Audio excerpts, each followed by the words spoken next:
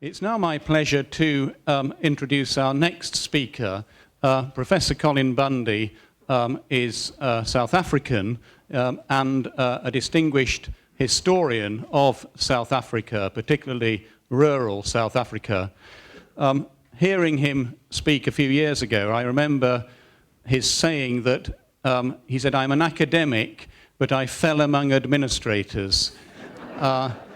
I don't know whether he fell among administrators. He rose to starry heights in a way. He moved from being the Vice-Chancellor of Witwatersrand University in South Africa to Deputy Vice-Chancellor of the University of London. He's been the director of SOAS, the School for Oriental and African Studies.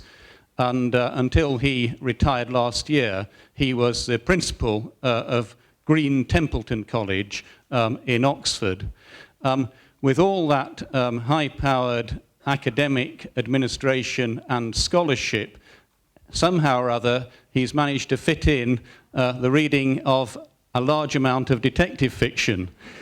Peter touched on the fact that, as well as St Mary Mead and Midsummer, Oxford is one of the murder capitals of the country. And Colin is going to speak specifically about that. Dons, Deaths and Detectives, Oxford in Crime Fiction. Please welcome Professor Bundy.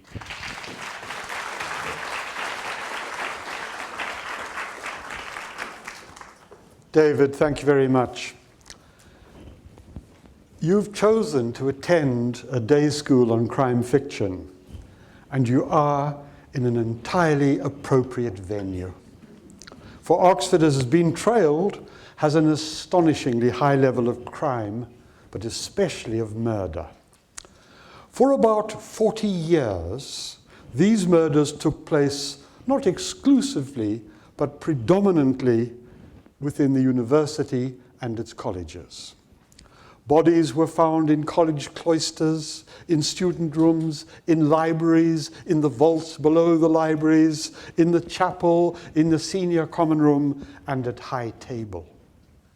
These bodies had been variously stabbed, strangled, shot, bludgeoned, or poisoned, typically with great ingenuity. Undergraduates were murdered, yes. College staff and visitors were occasionally disposed of, but most frequently the victims were academics, college fellows, lecturers, and professors, and a quite dismayingly high number of heads of house. More recently, since about the 1970s, these crimes have engulfed town as well as gown. Members of the university continue to be murdered, but not they alone. Citizens of Oxford who live their lives quite independent of the university, they come to violent ends too beyond the ivory tower. Their bodies crop up all over Oxford. There's perhaps a statistically unlikely concentration of murders in leafy North Oxford streets, but then both Colin Dexter and Inspector Morse live there. Other bodies have been found in Headington, Kidlington, Port Meadow, Osney Island, and Jericho. They've been discovered in the Pitt Rivers Museum, in the Randolph Hotel, on Port Meadow, and in Wytham Woods. A good number of bodies surface in one or other of the city's waterways, in the Charwell, in the Thames, in the canals, in the cut of Fisher Row, and under Donington Bridge. So my topic today is this quite extraordinary affinity between Oxford, city and university, and the detective story. Crime fiction can be and is set anywhere, but Oxford has proved not only one of the most frequent and the most popular, but one of the most enduring backdrops to murder, and of course to the detective work and the solutions that follow. Now, I did notice that both David and Peter Kemp put in a plug for Midsummer and St. Mary Mead as possible rivals for being the murder capital of England. And Midsummer is not only the rampant crime in the county town of Causton, but 40 separate villages had single or serial murderers operating out of those. However,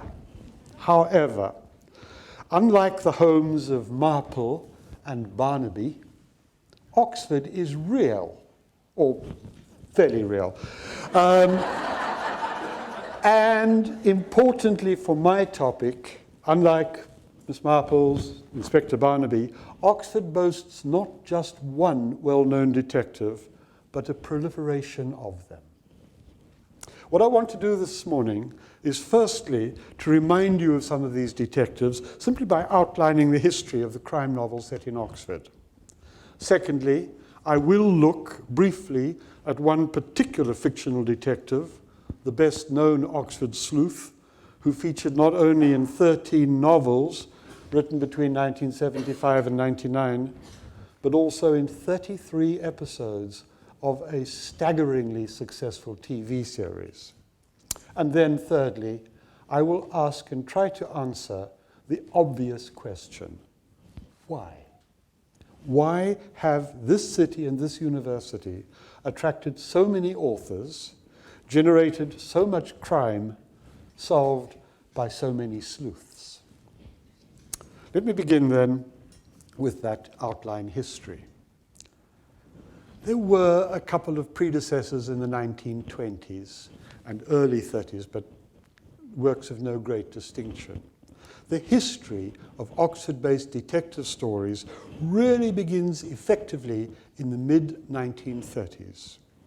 3 books in particular may be considered to have launched the sequence. In 1933, J.C. Masterman published An Oxford Tragedy, still regarded by eminent critic T.P. Binion as perhaps the best of many detective stories set in Oxford. The story, Oxford Tragedy, is narrated by the senior tutor at St. Thomas's College, Watson, to the novel's Holmes, a visiting Viennese academic lawyer named Ernst Brendel. When an unpopular tutor is found shot in the dean's rooms, Brendel sets out to solve the crime, which he satisfyingly does. 2 years later, in 1935, Dorothy Sayers' Gaudy Night appeared. It brings Harriet Vane, an Oxford graduate like Sayers, back to her undergraduate college, where she encounters an outbreak of anonymous letters, vandalism, threats, apparently from someone within the college. The community of students, dons, and servants is almost torn apart by suspicions and fear. The perpetrator is finally unmasked by Lord Peter Wimsey, Sayers' somewhat insufferably superior sleuth. Gaudy Night was the 11th of 12 novels featuring Wimsey. It is also not only a detective story, it is a complex exploration of the nature of personal responsibility and choice, the changing roles of women after the Great War, and the relationship between genre fiction and high art. It's a very significant novel in those terms too. The third book in my founding trio appeared in 1936. It was Death in the President's Lodgings by Michael Innes. It's an ingeniously plotted tale, and the first case to be solved by John Appleby, then still Inspector Appleby, although after a long series of novels, he becomes Chief Inspector and then Commissioner of the Metropolitan Police, acquiring a son, a wife, and a knighthood along the way. Appleby is summoned in this book to St. Anthony's College, a fictional institution 14 years before the current college in Woodstock Road was impertinent enough to borrow its name. The head of the college, Dr. Umpleby, was murdered in the night in a crime, we are told on page 1, that was at once intriguing and bizarre, efficient and theatrical. The solution is also bizarre, intriguing, theatrical, and efficient. It involves a series of confessions by fellows of the college, all telling the truth, but none of whom was the actual murderer. You'll have to read it to understand that. But these three books have things in common. Firstly, they are not only chronologically, but in the observance of the conventions and the type, they all fit in the golden age of English crime fiction outlined by Peter earlier this morning. Secondly, all three use the Oxford College as the equivalent of the country house, beloved of the genre, a hermetically sealed setting, drastically limiting the number of possible suspects. As the blurb to the death of the president's lodgings has it, quote, "The only people with any motive to murder Umpleby were the fellows of the college, and they too were the only people who could have had the opportunity, because the president's lodgings opened off Orchard Ground, which was locked at night, and only fellows had the keys." Classic, it's locked room and country house together. Incidentally, crime fiction set in Oxford has created enough imaginary colleges to construct an entirely parallel imaginary university. I have a mind to draw the map guiding us through St. Thomas's, St. Anthony's, and Shrewsbury's colleges, the three of my trio, but also All Saints, Barthelmess, Leicester, Lonsdale, St. Christopher, St. George's, St. Mary's, St. Martha's, St. Mark's, Warlock, Wolsey, and my favourite, Apocrypha College, and many others. Thirdly, my trio of books were written by Oxford insiders. Sayers was born in the headmaster's house of Christchurch Choir School. She attended Somerville, and she knew many Oxford academics in her own capacity as translator and writer on Christianity. Michael Innes was the pseudonym of J.I.M. Stewart, who from 1949 to his retirement in the 1970s taught English literature at Christchurch.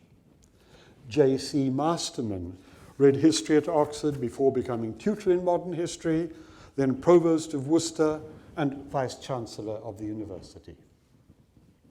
If you look him up in the DNB, he's actually got more prominence for his role during the war as a spy master.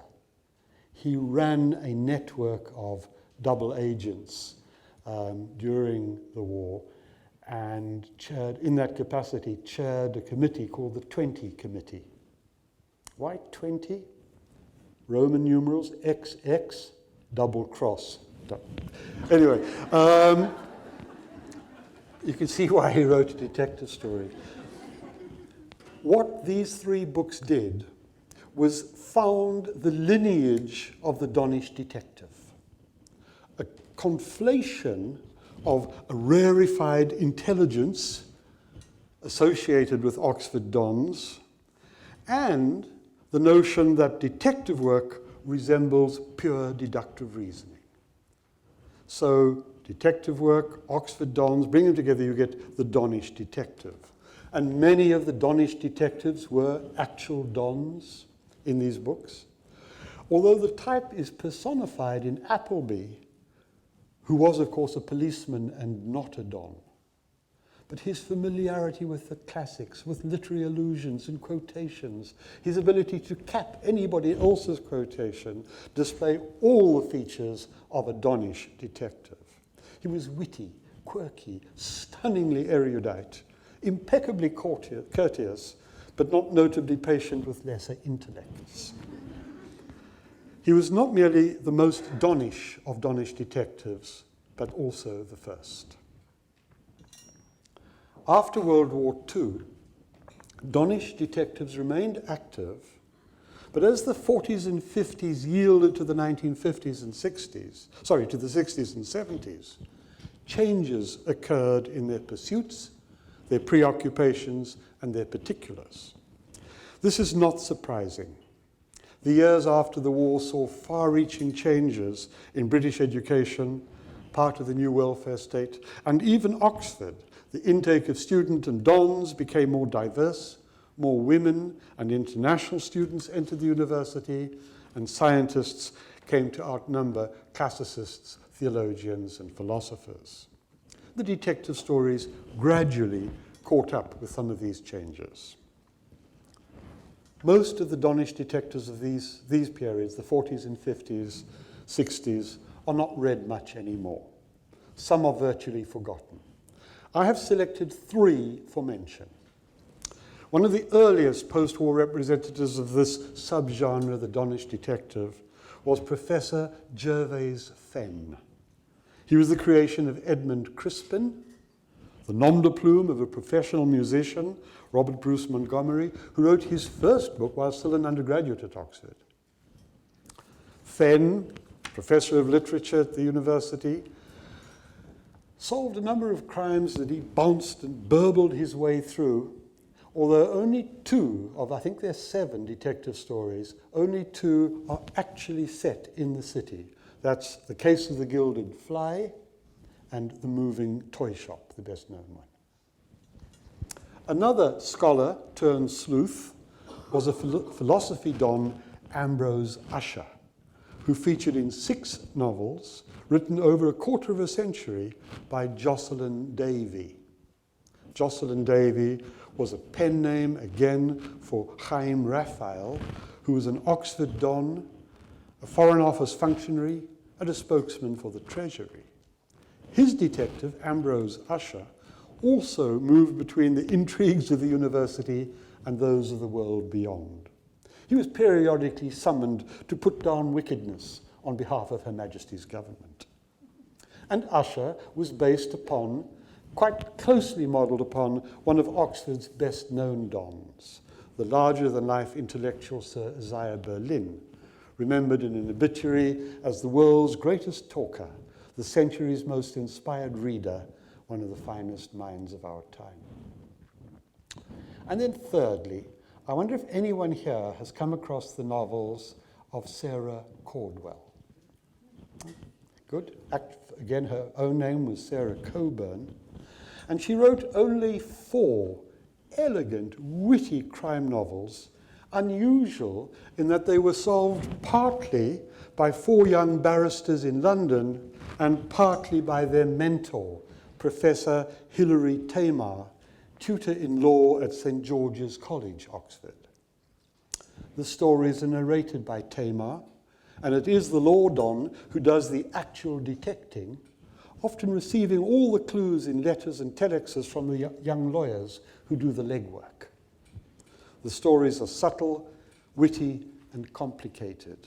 The voice of Hilary Tamar, unforgettable.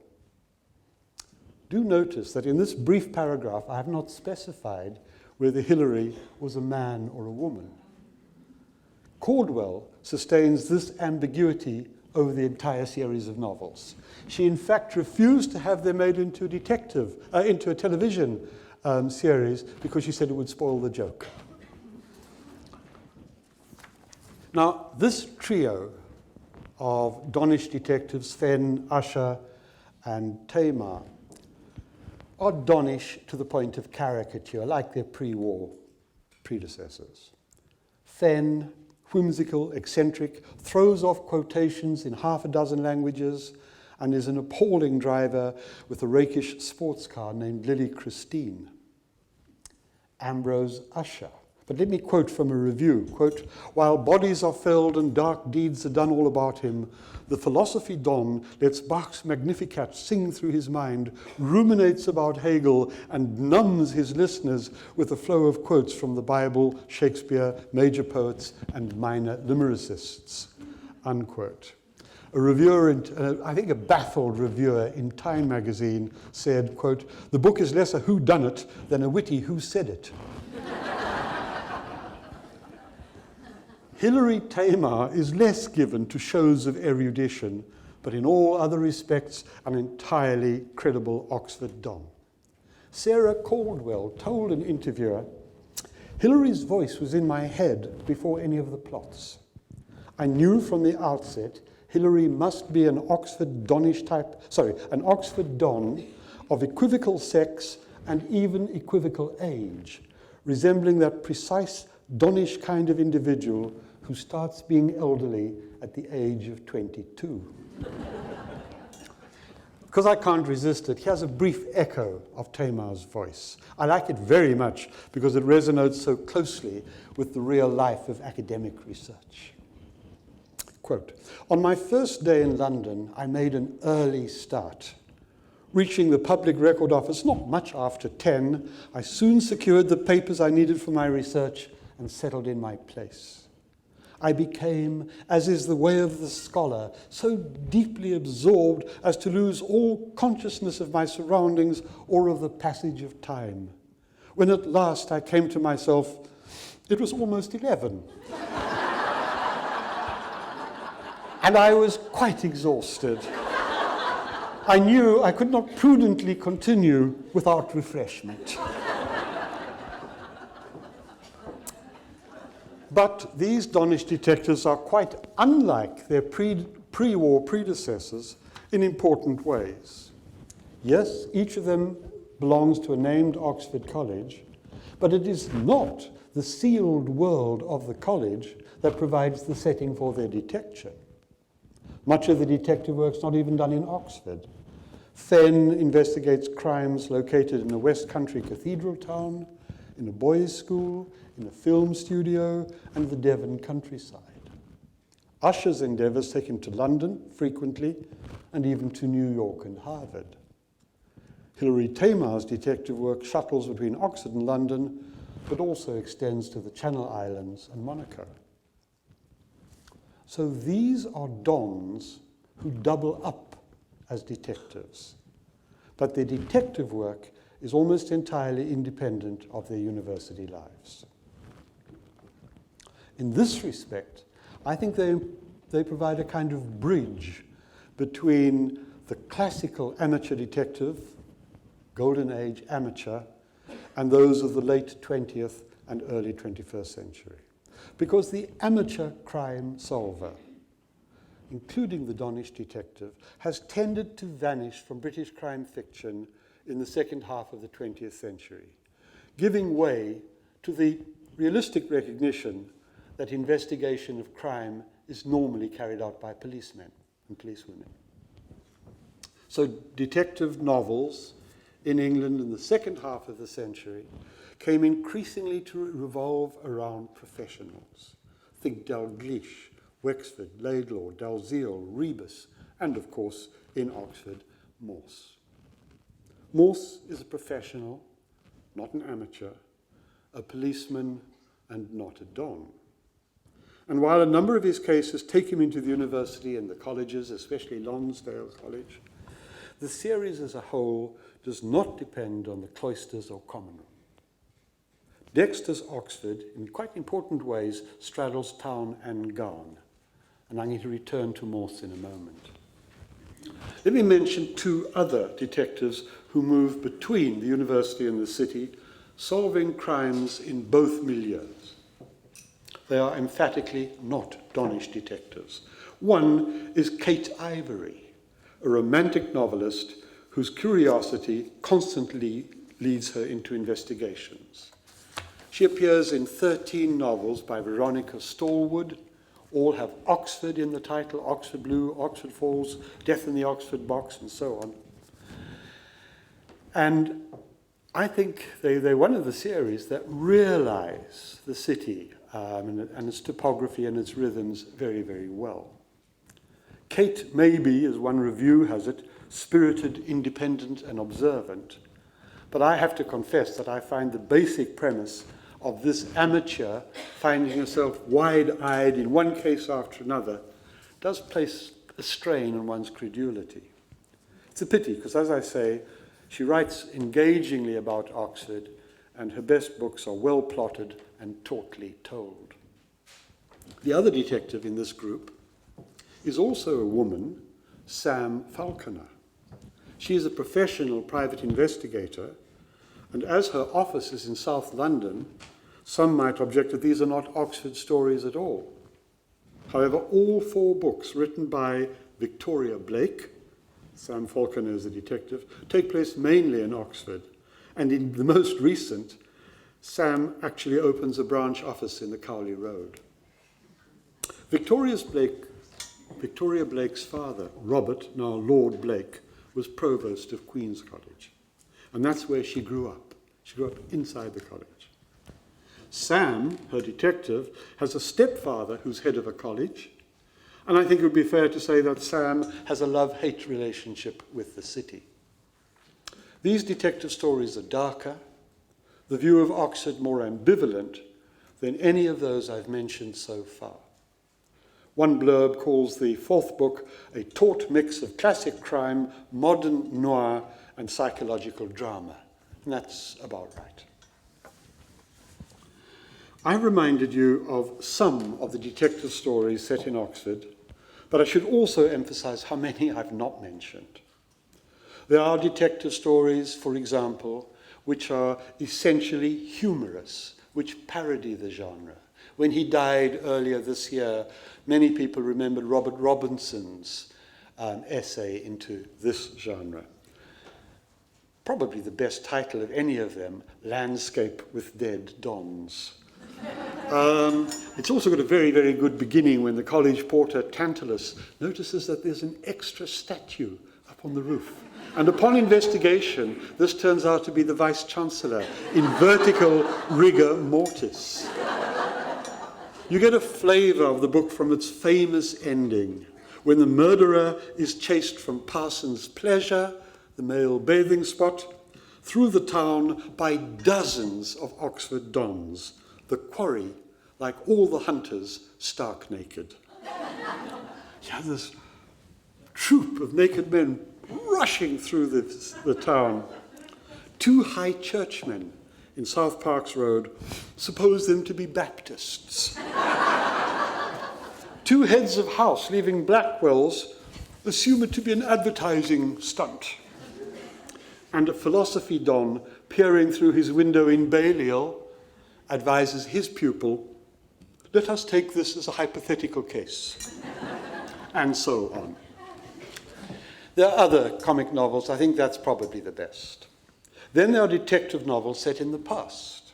The 13th century is where the several novels in the William Falconer series by Ian Mawson take place. And the 17th century is the setting for a one-off, Ian Piers's very fine An Instance of the Finger Post. There are also Donish detectives at other universities, and some of them visit Oxford. Amanda Cross brought her American academic sleuth, Kate Fansler, to spend a sabbatical and solve a crime in the city.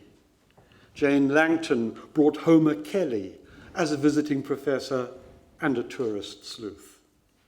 In 2005, the Argentinian novelist Guillermo Martinez wrote The Oxford Murders, young Argentinian visitor combining high mathematics and low crime most entertainingly. It was subsequently made into a very poor film. Finally, I come to Dexter's Morse and Morse's Oxford. I'm very much aware that Colin Dexter will be addressing you this afternoon, and I hope nothing that I say will preempt from his presentation. But it would be a very odd omission if one did not cover Morse in a lecture on detectives in Oxford. And indeed, there's a further complication. One is referring not only to a much-loved series of novels, but also a wildly successful television series. Inspector Morse, the series, ran for 33 two-hour episodes on our screens, attracting an average audience of 15 million viewers, and to the delight of advertisers, this audience was unusually affluent and well-educated. That's the target. This means that for many, it's difficult to disentangle the books from the TV series. I think it's very difficult not to see the fictional Morse with the craggy features of John Thaw, or Sergeant Lewis as the open-faced Kevin Whately. And of course, there were differences between the books and the programs. The very first scene of the first television episode begins with Morse driving his vintage car. It is, of course, not if you have a first edition of the earlier novels. In those, Morse drove a classic Lancia. But once the TV series was in full swing and they wanted a British car, Morse was so identified with that burgundy Jaguar that in all later editions of the books, the Lancia becomes a Jaguar. In the books, Lewis was Welsh. In the series, he becomes a Geordie. These are not significant changes. A more telling difference stems from the nature of the medium of television. Its ability to create a visual Oxford which looks real, but is actually false. I'm sure we've all seen, particularly those of you who come from Oxford, we've seen Morse and Lewis enter the lodge of one college only to find them in the quadrangle of quite a different other. Or they drive from A to B on a route that doesn't link them. This is actually very different from Dexter's novels, where the city's physical geography is lovingly, even pedantically, recreated. He walked out of the Randolph and crossed over by the Martyrs' Memorial into Broad Street. He strode fairly quickly past the front of Balliol, the great gates of Trinity, Blackwell's bookshop, and waited by the new Bodleian building to cross at the traffic lights into Holywell Street. Even more briskly now, Ashenden walked past the King's Arms, the Holywell Music Room, the back of New College, until he came to Longwall Street. Here he turned left, and after 200 yards, went through the wooden gate that led into Holywell Cemetery. Okay, absolutely physical recreation. So that in the Dexter books, the city is real, and Morse, therefore, acquires a kind of reality. It is, says one reviewer, a perfect example of character and landscape in harmony. It's not only the artifice of the television programs that contrasts with the topographical realities of the books, because Colin Dexter also introduces his readers to more of Oxford, its suburbs, its scruffy seats, its shopping centres and run-down buildings. Quote from one novel: as the coach slowly moved one car length at a time towards the Headington roundabout, a litter-strewn patch of ill-kempt grass beside a gaudily striped petrol station lent little enchantment to the scene. Unquote. By contrast, the TV series concentrated on the glamorous aspects of Oxford, not to say those various country houses which also featured. The cameras linger on the city's honeyed sandstone, on its walls and gateways, its golden youth on cycles or punts, and the picturesque rooftop, and so on. Absolutely typical are those languid panning shots of the Oxford skyline, where it is always summer. This, to be perfectly blunt, is Oxford as an export item. This is Englishness gift-wrapped for an international media audience. The visual expression of Englishness requires village greens and gardens, medieval lanes and churches, and wood-panelled interiors. And in Morse, none of this is denied us. The Inspector Morse. A reviewer in The Listener reflected the coziness of the programmes. I'm quoting, "The plots have a nice, comfortable ring to them, like Agatha Christie stories rewritten by Iris Murdoch. They remind us of sensible shoes and unchilled sherry, toasted crumpets, and the triumph of good over evil." Unquote. And it's also been argued that the biggest difference between the novels and the TV episodes is that Morse is less misogynistic on screen than he is on the page. The inspector's somewhat predatory attitudes towards women are softened, and he becomes instead a romantic, doomed in episode after episode to fall for a woman who will prove to be out of his reach, not least because so many of them turn out to be the perpetrators. All in all, the character played by John Thaw is cuddlier and easier than the original of the Dexter novels.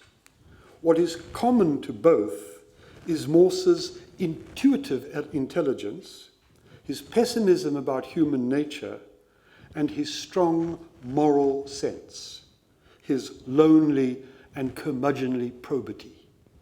If it weren't such a poor pun, I'd call this the Code of Morse.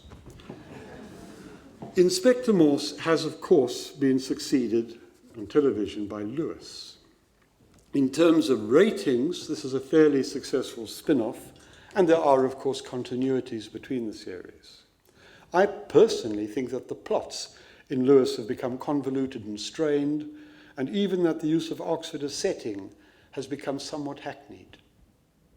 What does work in the Lewis programs is the relationship between Lewis, now Inspector, and Lawrence Fox as Detective Sergeant James Hathaway. Hathaway is a hugely bright younger policeman. He's a Cambridge graduate who subsequently trained for the priesthood in Oxford. In one episode, we told that at his school, he was nicknamed WC, short for Wolfgang Christ, because he didn't know whether he wanted to be Mozart or Jesus. Hathaway is highly knowledgeable, and he often shows it. He's technologically savvy, he's always on his BlackBerry, and especially in the pilot episodes, Hathaway constantly shook Lewis with a range of specialist knowledge that would see him do outstandingly well on University Challenge. I make this point because although Hathaway is a professional policeman, he's not a Don, he unmistakably belongs in the tradition of Appleby, Fenn, Usher, Morse, and the rest. Because, of course, Morse, although he's a policeman, is really a kind of Don too. Hathaway is at home, like Morse, in the city and its university. Here's the latest in a very long line of clever Oxford detectives, exercising intellect in the solving of crimes. I suspect he will not be the last. But we must now confront the question, why Oxford? Others have posed this question, and they've come up with different answers, and I draw upon their insights. But I want to begin with a more general observation. Move beyond detective stories and consider campus novels. All novels set in British universities. Which universities predominate? Well, for the period 1945 to 1988, a scholar has, as they say, done the math. A total of 204 novels were set on British campuses. Of these, 145, or over 70%, took place in only two universities. Yes, Oxford and Cambridge. And Oxford's own share was, says the author, monstrously large, with 119 novels out of 205 set in this single campus. So British fiction generally privileges Oxbridge. And so in that sense, not surprisingly, so does crime fiction. And that provides the first element in an answer to the question, why Oxford? Almost all the authors, this is the second element, that almost all of the authors of these campus novels and many of the detective novels were students at Oxford. They're here at an impressionable age. They're living in the intense, cloistered, rarefied setting of an undergraduate college. Small wonder that they revisit this experience in fiction.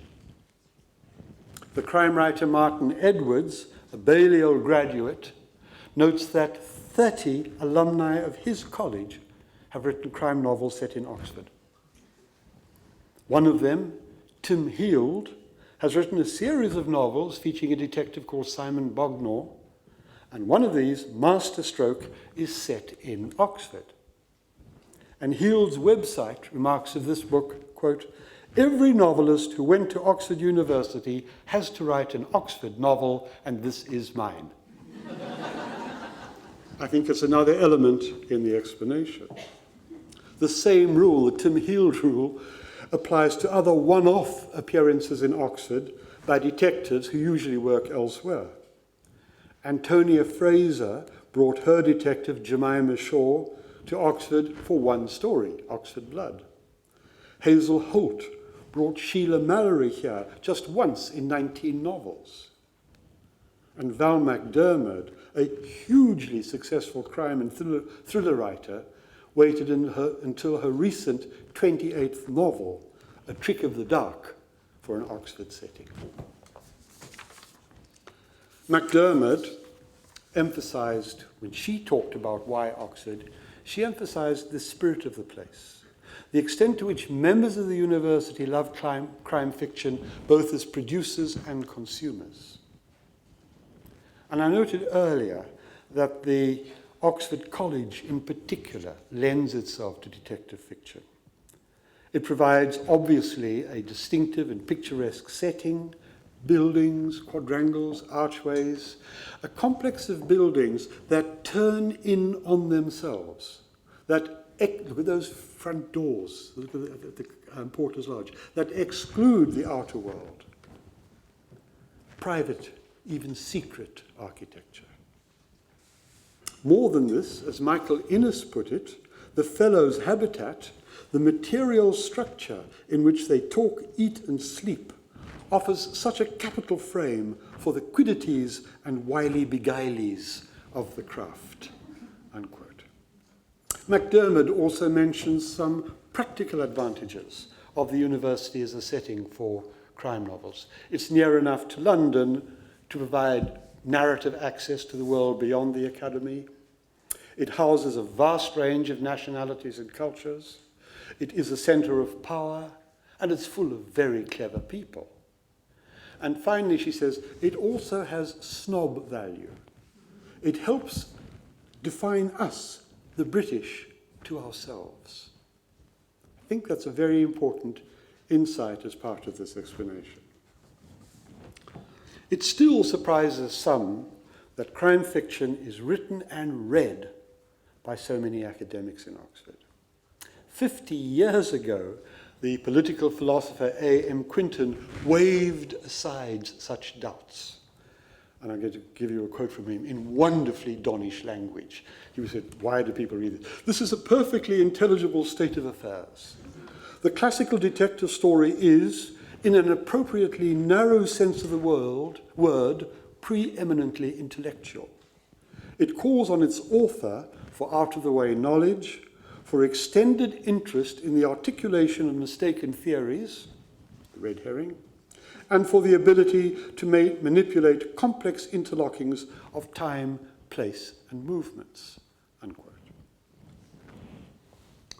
And when it comes to the playful, puzzle-solving side of classic detective fiction, it's frequently observed how much detective work and academic research have in common. They both seeking for the truth, they both weigh and assess evidence, they pay great attention to detail, and they apply logic and rationality in arriving at their conclusions. But at a more fundamental level, I think all of those are parts of the answer. At a more fundamental level, proposes Radmila May, the answer surely lies in the way that Oxford has been depicted, not only in crime fiction, but in a certain type of literature, as a city which is essentially mystical. This is the view of Oxford as the English Athens, a city of dream and a world of its own, enclosed, secluded, conservative, and eccentric. A closed community with its own customs, its own rituals, and its own concerns. This is the Oxford imagined by Hazlitt as the sacred city, the palace of enchantment. This is the Oxford of Matthew Arnold, not only the home of lost causes, but in another poem, and that sweet city with her dreaming spires, she needs not June for beauty's heightening, Lovely all times she lies, lovely tonight. Lovely all times. This is Gerald Manley Hopkins, Oxford. Towery city and branchy between towers, cuckoo echoing, bell swarmed, lark charmed, rook racked, river rounded. It's Oxford as a city of mystery and nostalgia. And it is exactly that Oxford that is invoked by some of the authors I've mentioned. Dorothy Sayers does so over and again. Here is Harriet Vane gazing out from the parapet. No, she's actually on the roof of the Radcliffe Camera, not St. Mary's Church. There, eastward, within a stone's throw, stood the twin towers of All Souls, fantastic, unreal as a house of cards, clear-cut in the sunshine, the drenched oval in the quad beneath, brilliant as an emerald in the bezel of a ring. Behind them, black and grey, New College frowning like a fortress, with dark wings wheeling about her belfry louvres, and Queen's with her dome of green copper, and as the eye turns southwards, Magdalen, yellow and slender, the tall lily of towers. Beautiful. Edmund Crispin. Shortly before Richard Cadogan pushed his way into the toy shop, he's been hitchhiking, he gets off the lorry, through a rift in the trees, he caught his first real glimpse of Oxford. In that ineffectual moonlight, an underwater city, its towers and spires standing ghostly, like the memorials of lost Atlantis, fathoms deep. So if this is romantic Oxford, otherworldly Oxford, timeless Oxford, where does that locate the detective story? Surely it derives its impact precisely by shattering tranquility and beauty by violence and evil. Peter Kemp mentioned Auden's essay, The Guilty Vicarage. And in that essay, he says murder should take place, quote, in the great good place. The corpse must shock, not only because it is a corpse, but also because, even for a corpse, it is shockingly out of place. And Auden, in fact, anticipated a great deal of more recent literary theorizing about detective novels when he wrote, I'm quoting, "The detective story society," cast of characters, "is a society consisting of apparently innocent individuals. The murder is the act of disruption by which innocence is lost. The fantasy, then, which the detective story addict indulges in, is the fantasy of being restored to the Garden of Eden, to a state of innocence." Unquote. Val McDermid makes a similar point. Oxford, she says, is a beautiful city, murder the ugliest of crimes. The university is a place of intellect, of pure reason. Murder is a reminder of how corporeally mortal we all are. Crime fiction flourishes in Oxford on this reading because the city in real life is a relative haven, with a level of violent crime well below the national average. When fictional detectives solve fictional crimes in fictional Oxford, their success is important to us, to the reader, because it restores order, it sets wrongs right, and it makes it possible for us to continue to believe in an Oxford of golden stone, green lawns, and high-minded intellectuals. In this sense, all Oxford detective fiction is nostalgic, is an exercise of restoration and reassurance. The city of Oxford has changed a great deal since my trio of founding novels in the 1930s. Think Morris Motors, Blackbird Leys, think tourists in August. The university has altered even more. Think the dominance of science over classics, co-educational colleges, think research-driven labs and departments. And with those changes, I've tried to suggest crime fiction has responded and reacted and reflected change. Detective novels continue to provide us with ways of thinking about Oxford that go beyond their plots, their perpetrators, or their policemen.